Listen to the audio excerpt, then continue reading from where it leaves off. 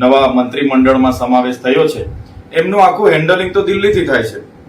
આજે જે પ્રકારે જેઠા કાકાનું સિરિયલ આવે છે તારક મહેતા કા ઉલ્ટા ચશ્મા, એ જેઠાલાલના દુકાને ચાહે બાગાભાઈ બેહી જાય કે નટુ કાકા બેહે, પણ જેઠાલાલ એનો માલિક હોય છે. આજે ગુજરાત સરકારના માલિક દિલ્હીમાં બેઠા છે અને દિલ્હીમાંથી હેન્ડલ કરે છે, ત્યારે આ સરકાર આખી નિષ્ફળ ગઈ છે અને પોતાની છબી સુધારવા માટે અવારનવાર કેબિનેટોમાં ફેરફાર કરે છે એવું હું માનું છું. તમે જેઠાલાલની જે વાત કરી તેને મોદી સાથે આપ સરખાઈ રહ્યા છો, મોદીને જેઠાલાલ કહી રહ્યા છો. આપણે આખું ગુજરાત જાણે છે કે ગુજરાતમાં જે પણ લોકોને મંત્રી બનાવવામાં આવે છે, અમે ત્યાં કામ લઈને જઈએ છીએ ત્યારે એક પણ કામ અમારું થતું નથી. કુબેરભાઈ ડિંડોર પર મહત્વના ખાતા હતા, એક પણ કામ મારું થયું નથી. એ દિલ્હીના જે બે ભાઈઓ ગુજરાતમાંથી દિલ્હી ગયા છે એમના આદેશ સિવાય ગુજરાતમાં કંઈ થતું નથી.